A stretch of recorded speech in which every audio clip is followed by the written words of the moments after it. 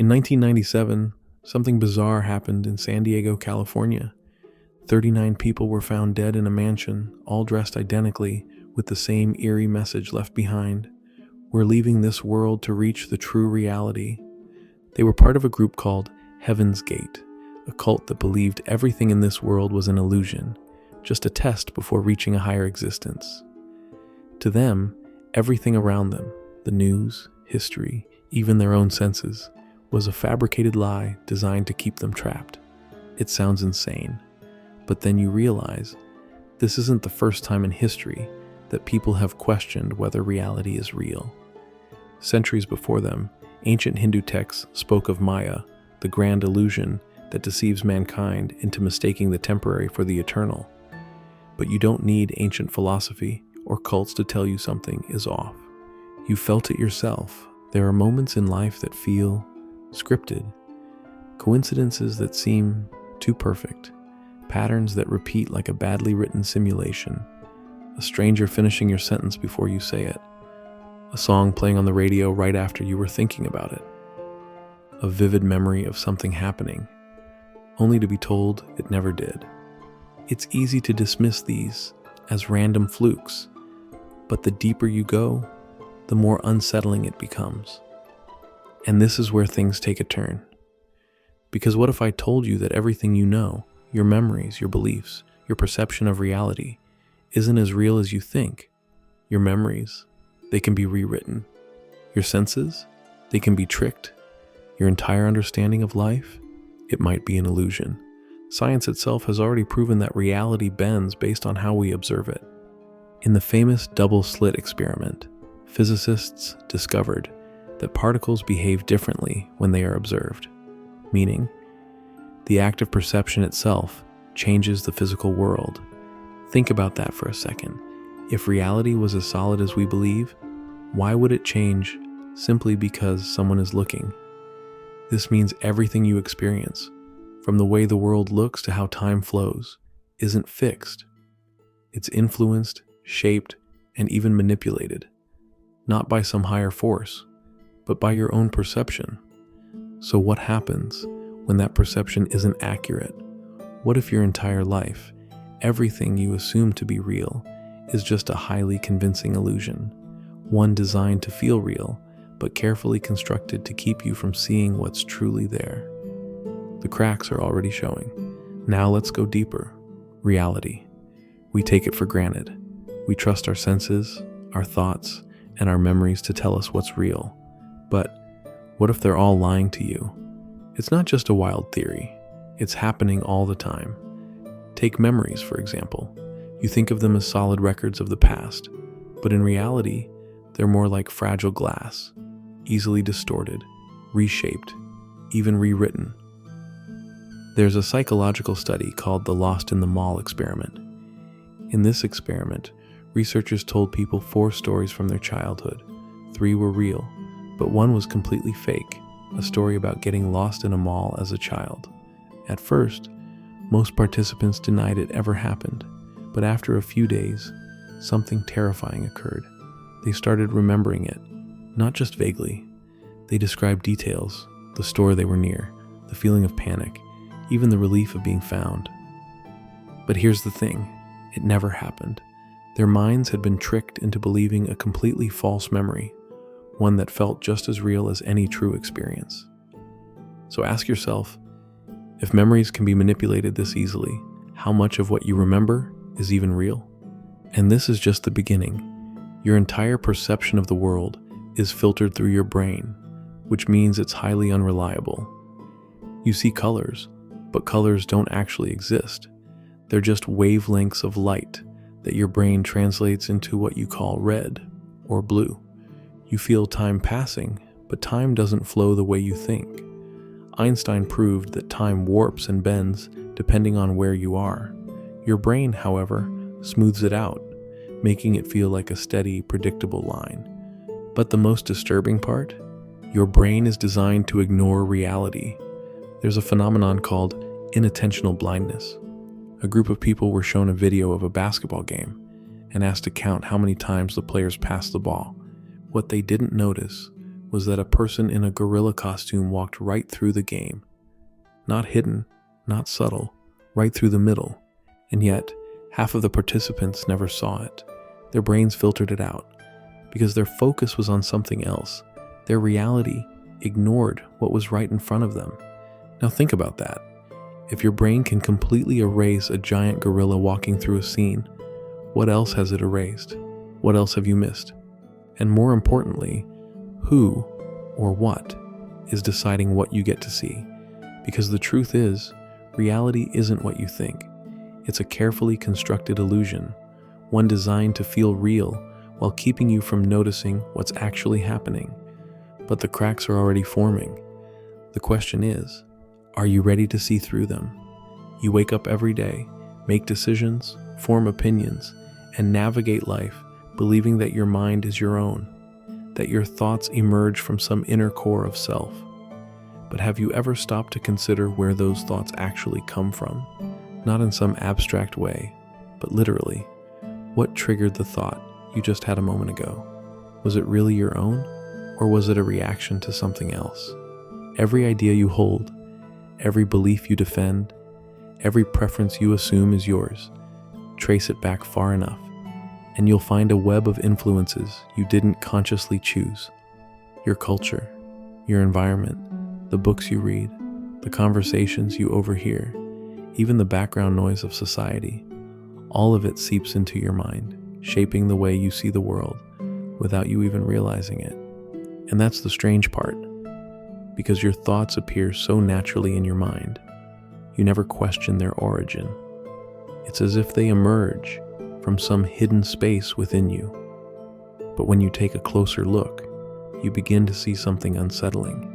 Your thoughts might not be as personal as you think. Maybe the decisions you make aren't truly yours, but a conditioned response to things you've absorbed over time.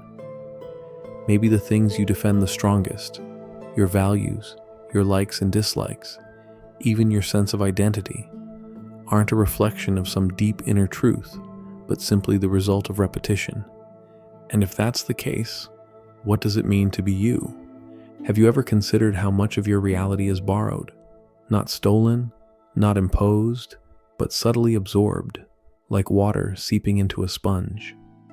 You were born into a world that was already spinning, into systems, traditions, and beliefs that existed long before you took your first breath. You didn't choose them. They were simply handed to you. And yet, at some point, you started believing they were yours. Think about something as simple as your name. The one thing that feels most personal, most you, wasn't even your choice. It was given to you before you understood words. You've spent your life responding to it, identifying with it. But if someone had called you by a different name since birth, would you feel like a different person? Now take that idea and expand it beyond just your name. What about the language you speak? The way you think? The things you value? You didn't invent these things. They were downloaded into you through years of exposure, repetition, and reinforcement. But here's where things get unsettling. If every belief, every fear, every preference you have was planted there, then what part of you is actually yours? Neuroscientists have discovered something fascinating about decision-making. When you believe you're making a conscious choice, your brain has already decided for you milliseconds before you become aware of it. In other words, the thoughts that pop into your mind, the opinions you hold, the actions you take, they don't originate where you think they do. Your brain is constantly processing signals, shaping your reality before you even have a chance to question it. It's like a pre-written script that you mistake for free will. You think you're in control, but in many ways you're just following along. And if that's the case, then what part of you is actually you?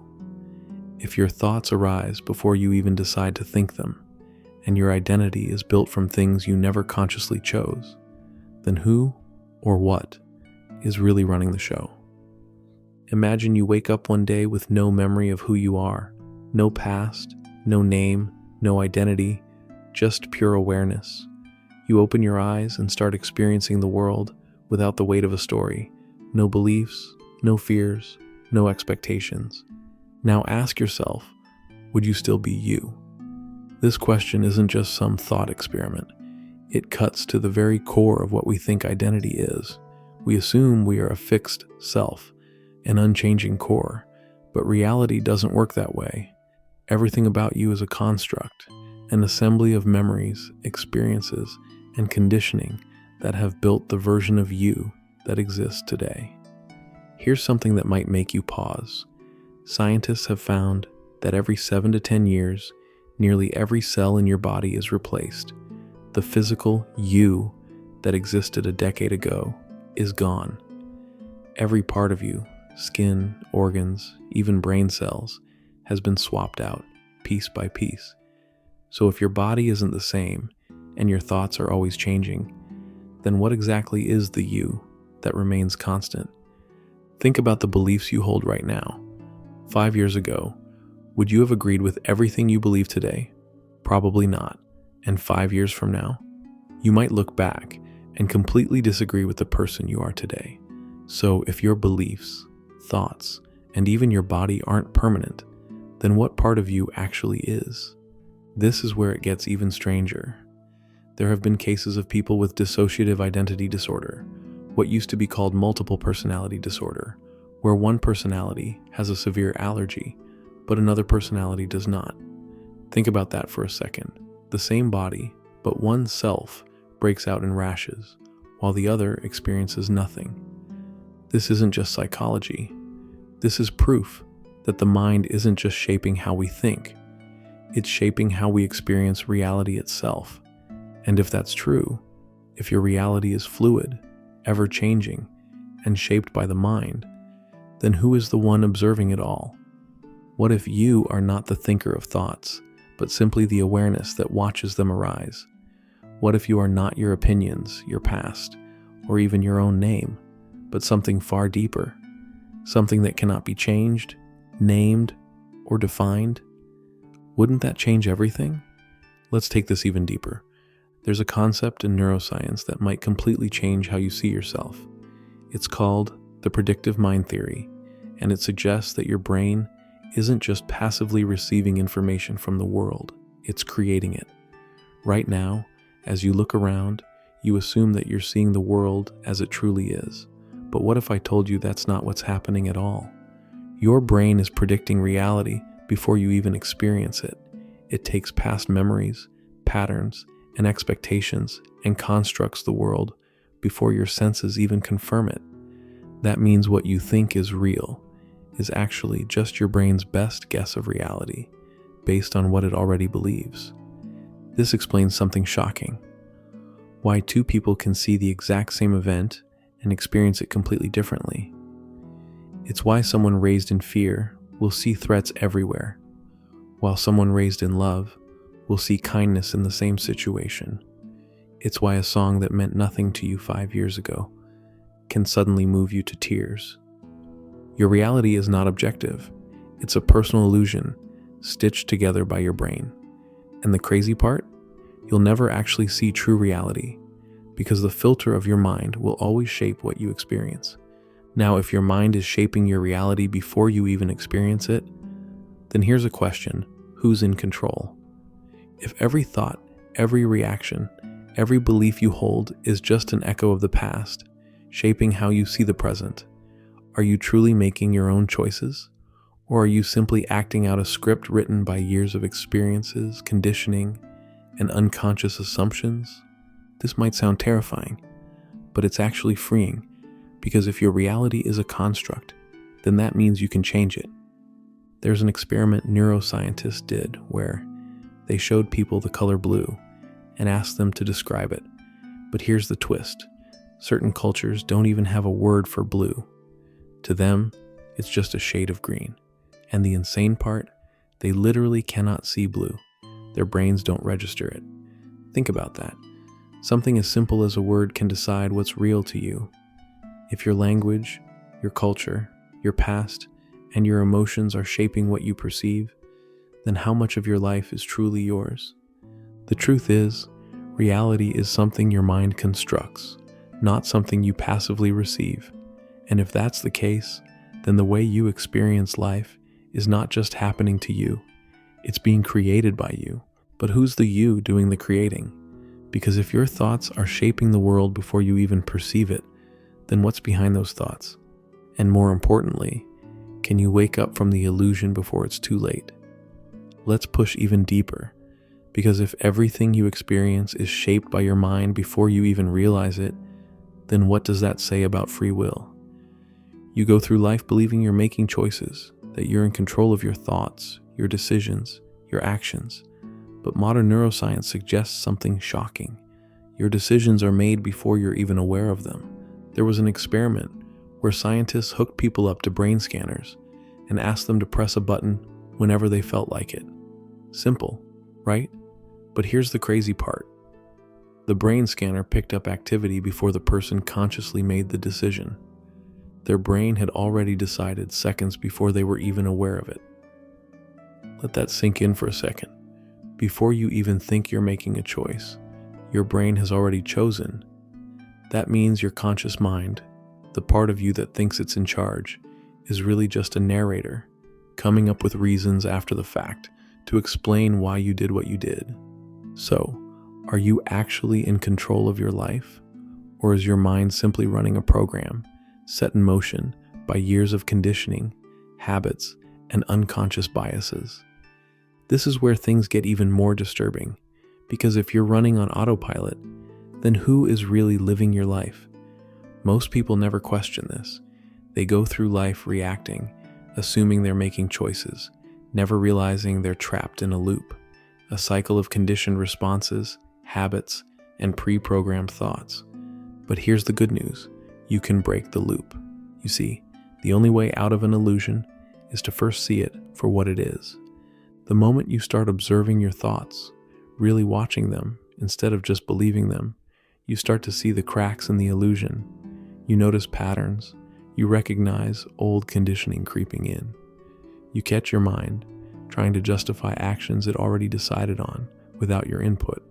And the more you watch, the more you wake up. It's like stepping out of a dream and realizing you were never really asleep. This is why ancient spiritual traditions, from Buddhism to Stoicism, always emphasize awareness, not control, awareness. Because the moment you become aware of something, it loses its grip on you. And that's the key. Your thoughts will keep coming. Your mind will keep running its programs. But if you can step back and just observe, instead of getting lost in the noise, you take back your power, not by forcing change, not by trying to control your mind, but simply by seeing it for what it is. Because once you see the illusion, you can't unsee it. And that's the moment everything changes. Now here's the real question. Can you actually wake up? Or will your mind just slip back into the illusion? If you made it this far, you're already ahead of most people. But knowing something and living it are two different things. So, if you're ready to see through the illusion, hit subscribe and keep exploring. The truth isn't just out there, it's right here.